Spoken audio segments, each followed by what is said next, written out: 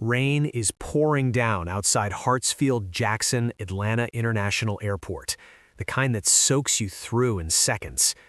Maya Cole is practically running, her long braid plastered to her back, water dripping down her neck. She forgot her umbrella again, and her sneakers squeak with every step. Clutched tightly in her hand is the most important piece of paper she owns, her acceptance letter to the Hansung University Cultural Exchange Program. This opportunity means everything to her. It's her way out, her chance to prove all the sacrifices her parents made were worth it. Her phone buzzes. Ride canceled. No, no, no, are you serious? Maya mutters, panic rising in her chest. She glances around frantically, rain blurring her vision. Then she sees it. A sleek black Mercedes, engine running, parked just ahead. The license plate ends with the exact numbers from her ride confirmation. Relief crashes over her. Without a second thought, Maya yanks open the back door and practically throws herself inside. Thank you, I swear I was about to drown out there, she gasps, trying to catch her breath. The car goes very, very quiet. Slowly, the driver turns around. Maya freezes. This is not a rideshare driver. Staring at her is a young Korean man in a perfectly tailored charcoal suit, sharp jawline, calm eyes that look far too expensive for her budget. His watch alone probably costs more than her entire semester. For a long second, neither of them moves. Then he blinks, says something in Korean. Maya's stomach drops. Oh my God, I'm in the wrong car.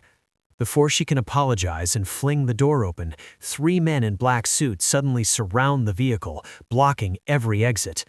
The man's expression changes instantly, from confusion to razor-sharp seriousness. He meets Maya's eyes through the rearview mirror. In flawless English, he says quietly, "Don't move. Don't say anything. Just sit there and pretend you're supposed to be here." Her heart slams so hard she thinks she might pass out. One of the men outside knocks aggressively on the window. The driver rolls it down just an inch and speaks rapid, formal Korean, his tone calm but unmistakably threatening. The exchange lasts maybe 90 seconds. It feels like a lifetime. Finally, the men step back. The Mercedes pulls away smoothly as if nothing happened.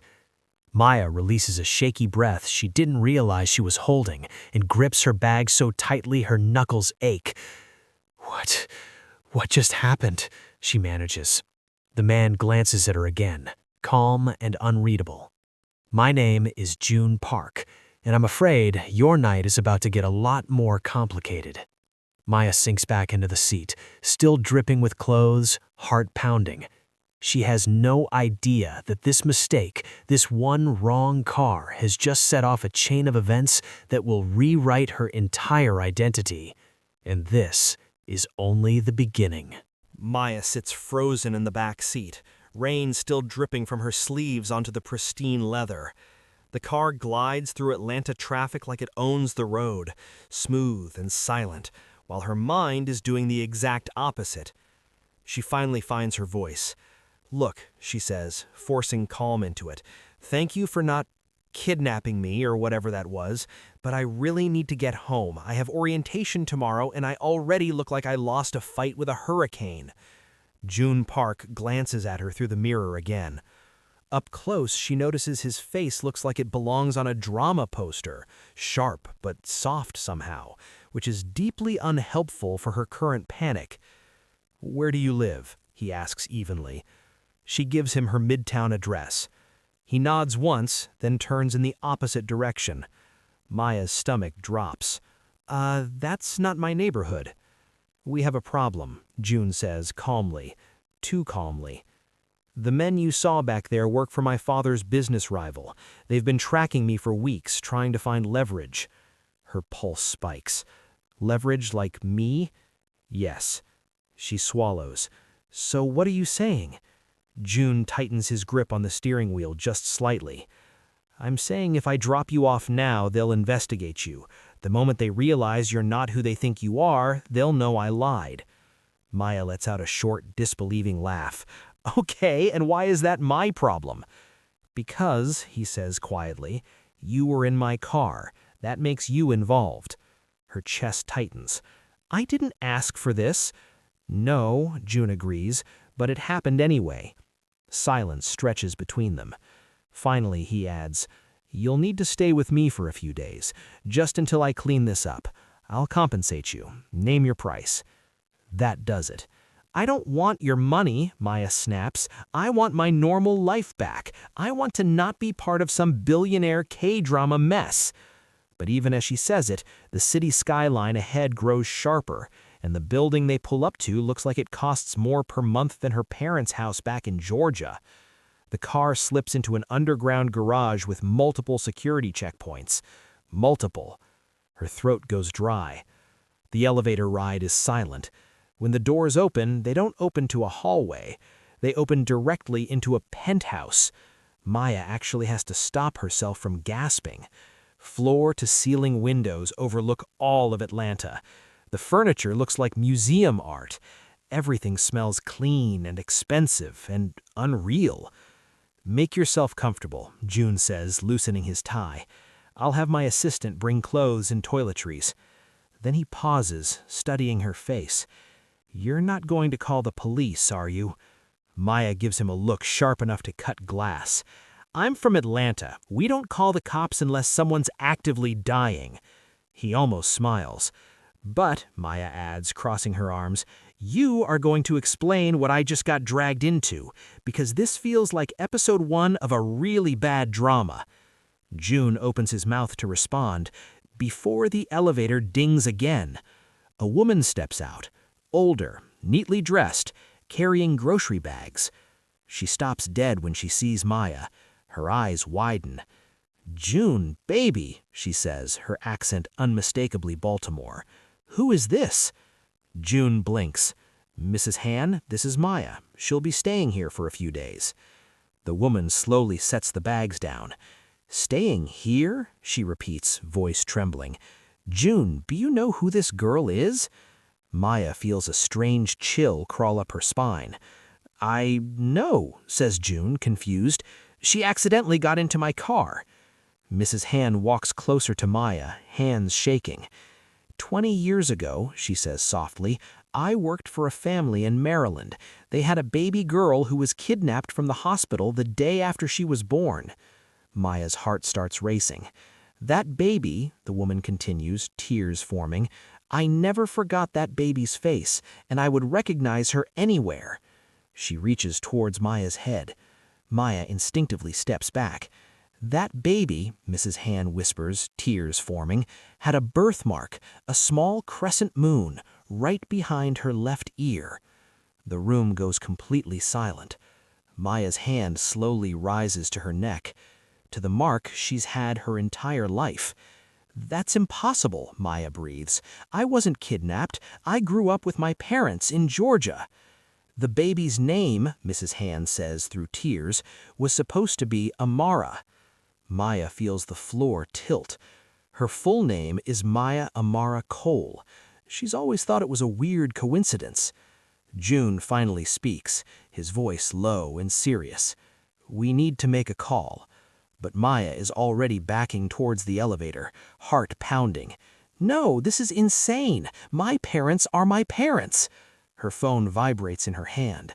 17 missed calls, 3 voicemails, all from her mother. Maya's hands shake. Mrs. Han looks at her gently. "Child, someone has been looking for you for 20 years. And just like that, Maya realizes this night isn't just about a wrong car anymore. It's about who she really is. Maya stares at her phone like it's about to explode. 17 missed calls, 3 voicemails, all from a number she's known her entire life. Her mom. Her fingers tremble as she presses play. "Maya, baby, please call me back immediately." Her mother's voice isn't angry. It's terrified. Maya's chest tightens. She looks up to find June and Mrs. Han watching her with careful, worried expressions. "I need to call them," Maya says firmly. "The people who raised me. Whatever this is, they deserve to know." June hesitates. "Maybe we should wait until we have more information." She shakes her head. No, I'm not doing this behind their backs. She walks to the window, the Atlanta skyline glowing below, and dials. Her mom picks up on the first ring. Maya, where are you? We've been calling for hours. There's panic in her voice, raw, unmistakable panic. I'm okay, Mom, she says, trying to steady her breathing. I'm in Atlanta. Something strange happened, and I need to ask you something. A pause. What kind of strange? Maya closes her eyes. She hears her dad in the background asking what's wrong. Mom, she says quietly, was I adopted? The silence that follows is unbearable. Then her mother's voice comes back, small, broken. Who told you? The world cracks. Maya sinks to the floor as if her legs have stopped working. Her mother starts crying, deep, gasping sobs that tear straight through Maya's chest. Her dad takes the phone, his voice rough. Baby girl, listen to me. We love you more than anything. We never meant to hurt you. Maya's tears spill over. Dad, what did you do? A long, painful breath. Your mother and I couldn't have children. We tried for years, spent everything we had. Nothing worked. He pauses. We met a woman through a friend. She said she knew of a baby who needed a home. We didn't ask enough questions. We just wanted you so badly. Maya's stomach turns. So you bought me? She whispers. Like a transaction? No, he says sharply, wounded. We thought we were saving you, giving you a better life. She told us your birth parents couldn't take care of you. Maya's voice cuts like glass. Did you ever think maybe someone was looking for me? Her mother takes the phone again, crying openly now. We were terrified of losing you. Every day for years I thought someone would come and take you away. But as time passed, you became ours. We convinced ourselves it was meant to be. Maya wipes her face angrily. There's a woman here. She says she worked for my birth parents. She says my birth mother's name is Evelyn Cole. A sharp inhale. Oh, God. Maya, I'm so sorry. Her dad's voice comes back, steady but broken. We'll come to Atlanta right now. We'll face whatever happens. Please don't hate us. Maya looks over at June and Mrs. Hahn, both standing silently nearby, giving her space but not leaving her alone. I need time, she says. I need to think. She hangs up before she completely shatters. The phone slips from her hand and hits the floor. For a moment, she just sits there, staring at nothing. June approaches slowly, careful like she might bolt. Maya, he says quietly, you don't have to go through this alone. She laughs weakly. Why would you help me? You don't even know me. He sits on the floor beside her, not touching, but close enough to feel real. 6 months ago, he says, I found out my father built his empire on lies, ruined people, buried scandals. I had no idea. His jaw tightens. I had to choose whether to walk away from everything or stay and try to fix it. Either way, the foundation of my life collapsed. Maya looks at him through blurred vision. So you get it. I get what it's like when everything you believed turns out to be rotten. Mrs. Hahn brings tissues and a glass of water, pressing them into Maya's hands. Whatever happens, she says gently, you get to decide how to move forward. Maya's voice trembles. What if I meet her and I feel nothing? Mrs. Hahn sits beside her. Then that's okay. Biology doesn't force love, but you deserve the chance to know. A phone rings. Mrs. Hahn looks down. Your birth mother, she says softly. She's coming to Atlanta. She'll be here tomorrow morning. The words hang in the air like thunder. Maya presses her palms to her eyes. She came to Atlanta for a simple cultural exchange program. Instead, she accidentally became a billionaire's fake fiancé and found out her entire life was built on a lie. June speaks carefully. If there's even a chance this woman is your mother, don't you want to know? Maya exhales shakily. I'm terrified, but yes, and that one word changes everything. Maya doesn't think she's ready. But the phone rings anyway. A Maryland area code flashes on the screen, and suddenly the room feels too small, too quiet, too real.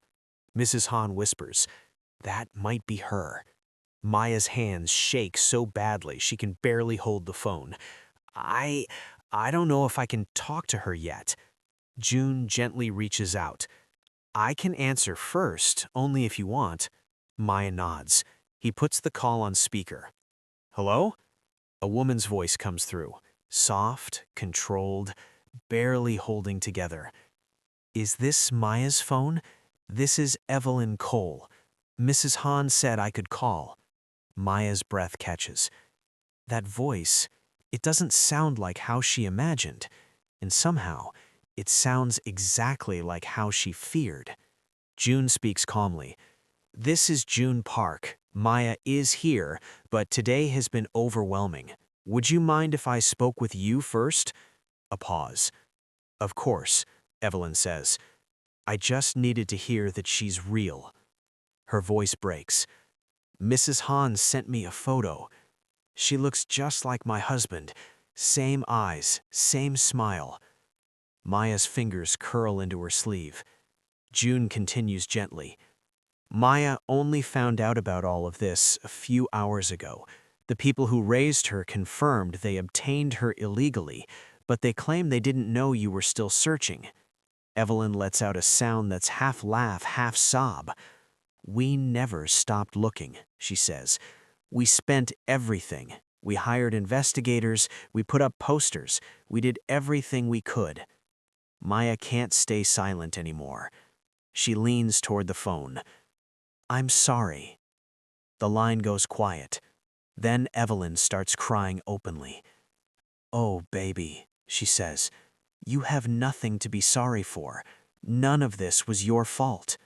Maya's own tears spill over. "But the people who raised me, I love them, and I don't know how to reconcile that with what happened to you." Evelyn's voice shakes, but it's steady with love. "You love them because they raised you. That's exactly how it should be. I'm not asking you to replace them with me. I just want the chance to know you." Maya presses her chest to her chest.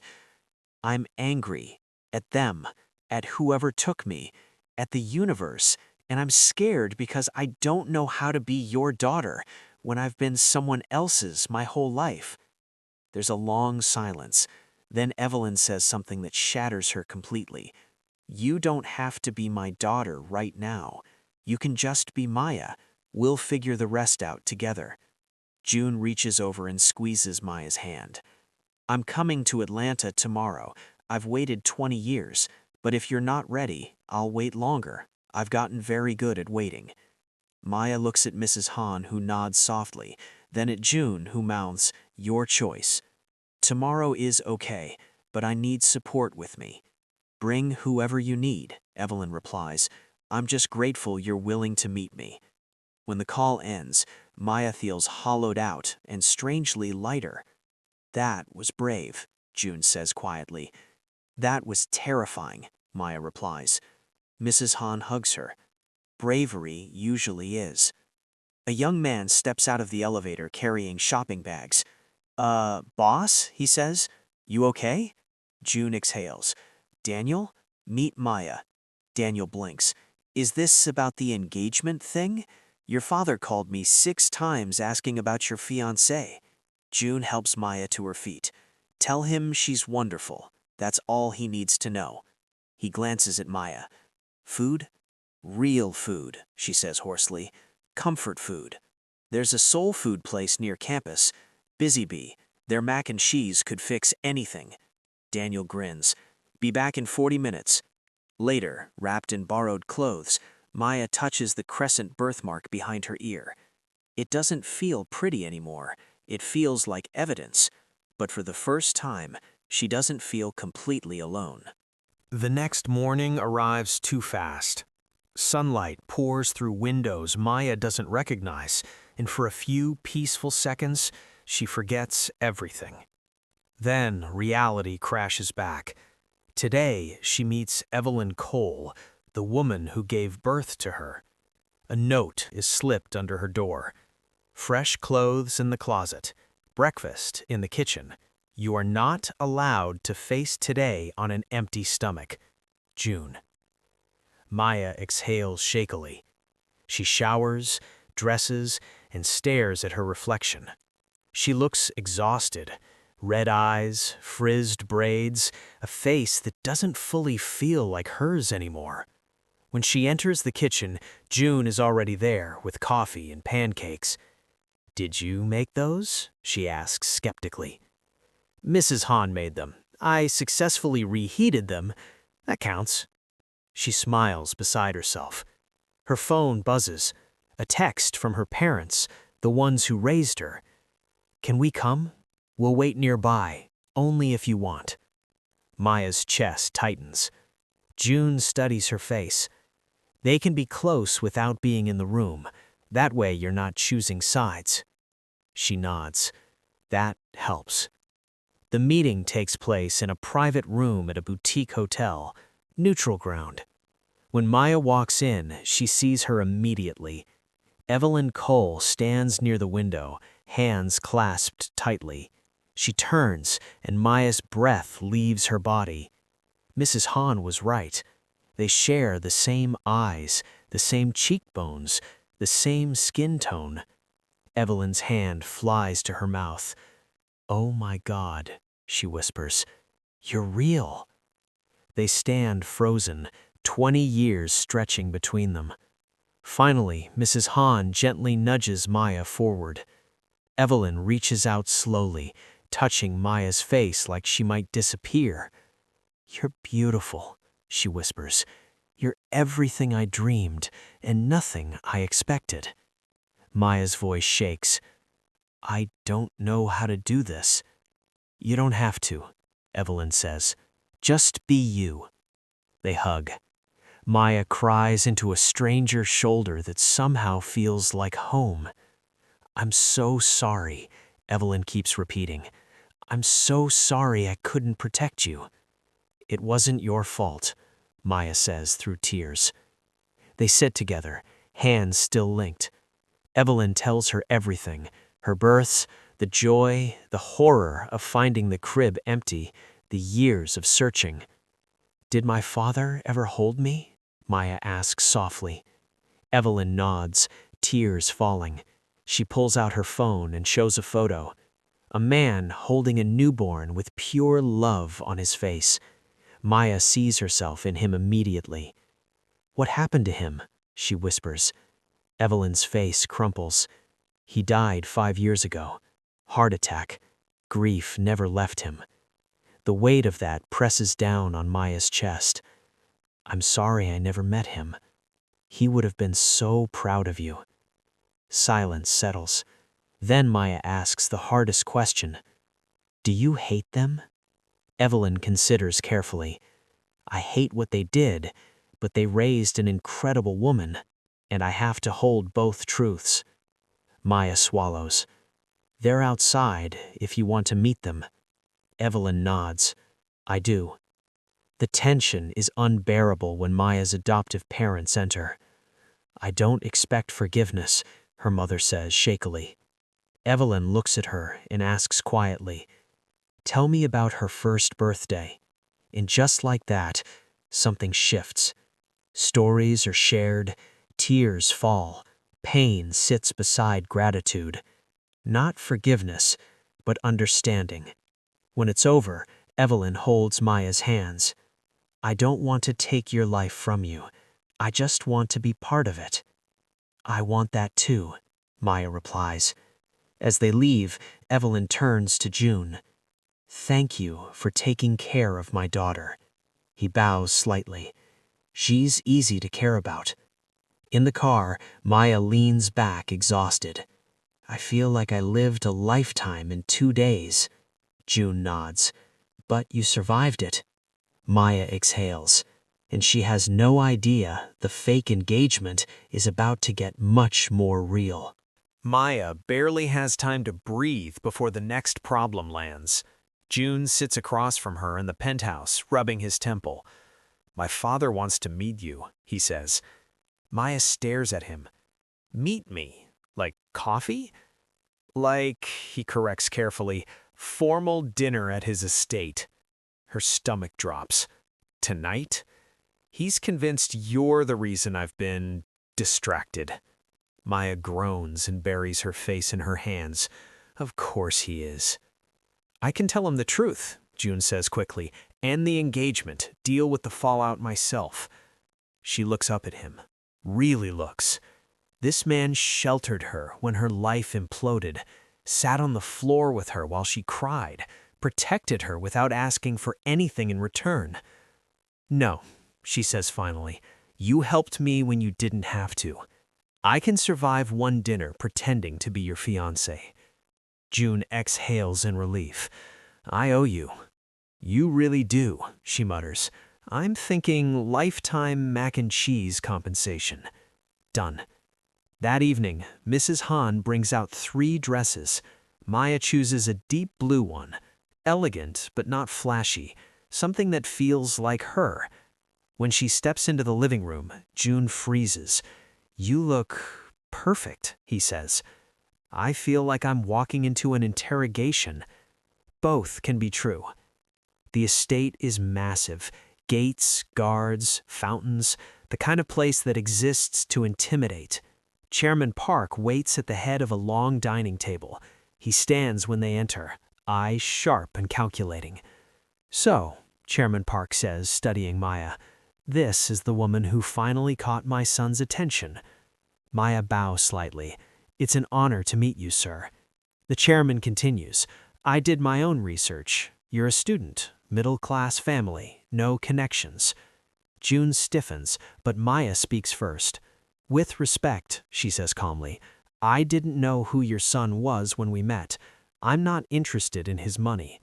The chairman leans back. Then what are you interested in? Maya meets his gaze.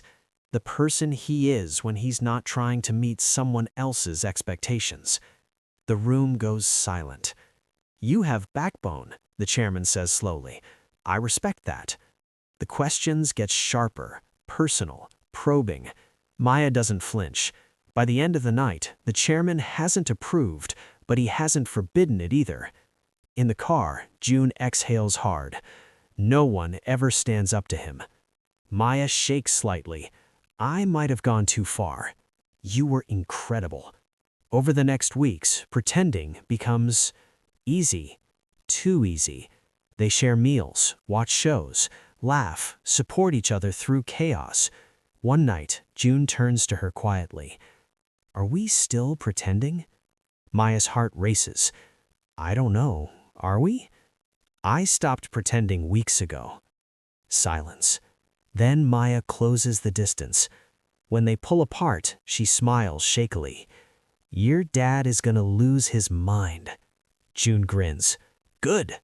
6 months later, nothing is perfect, but it's real. Family is complicated.